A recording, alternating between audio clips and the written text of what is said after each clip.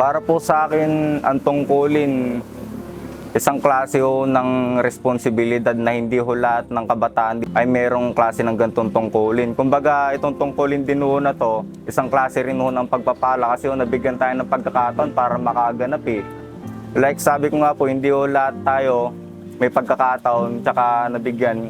Kailangan nating ipagpasalamat tong tungkulin na to kasi binigay ho sa atin to, napili ho tayo. Para po sa akin bilang isang kabataan, ang tungkulin ay isa sa mga paraan upang mapagtibay po natin ang ating pananampalataya. Habang kaya pa po ng ating mga katawan na makaganap ng tungkulin, ay pagsumikapan po natin na maging active sa bawat gawain sa iglesia. Ika nga po sa talatang 2:13 ng Roma, sapagkat hindi ang nakikinig sa kautusan ang itinuturing ng Diyos na matuwid, kundi ang tumutupad nito.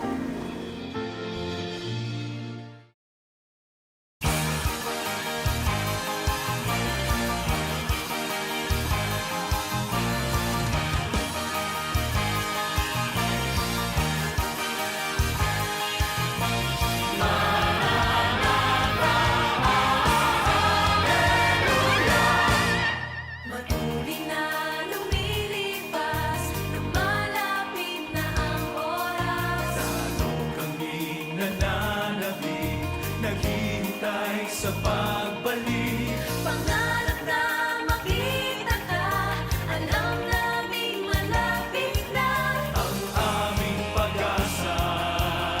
Sa paghahari mo ay makakasama.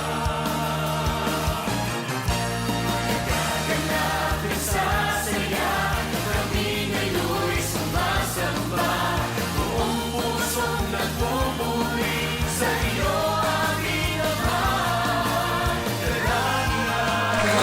Sa mga kapatid, salamat sa Panginoon. Ganyan ka-innovative sila.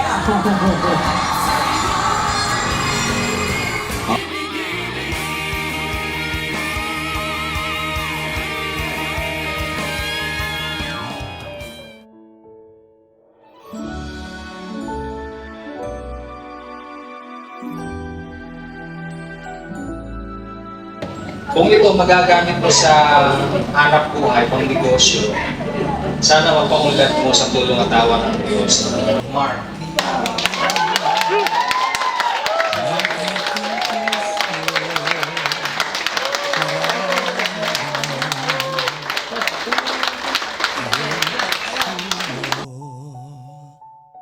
Bawat araw, awa mo'y bago. Salamat sa pagdinig. Salamat po sa Diyos na pinagkaloban po ako ng munting pangarap ko. Salamat po. Salamat sa Diyos, gaya ng sabi ni Kuya, lahat naman tayo, kung kayo nangangailangan, nakahanda naman ang kapatiran na tumulong sa kalingkuhan. Kaya lang, unti-unti lang, hindi tayo pwede magsabay-sabay. Salamat sa Diyos, Brother Mark. Di maririnig,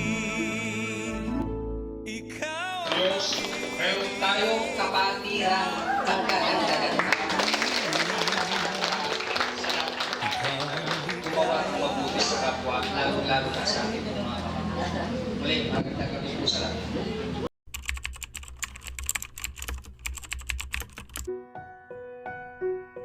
Papasalamat po ako na napabilang po ako sa gawain na ito bilang malit po na kasangkapan at sana po dagdagan po ako ng kalakasan para makagawa po ng mabuti. At sana po tuloy-tuloy lang po tayo mga kapatid, huwag maghimagon sa paggawa ng mabuti. At magtulong-tulungan lang po tayo. At kagaya nga po sabi po ni Brad Eli na pagka nakasumpong ka ng mabuti, huwag kang magpatumpik-tumpik, huwag kang magpadili-dili. Pagkasumpong mo po ng mabuti, ay gawin mo agad. At sana po, tuloy lang mga kapatid sa paggawa ng mabuti. At huwag sana po tayong mag-imagod. Yun lang po, salamat po. Nagpapasalamat po ako sa granting ng mga kapatid na ako po ay napili. Salamat po sa Diyos at sa inyo po lahat mga kapatid. Sino pa Maraming wala? salamat po sa Diyos.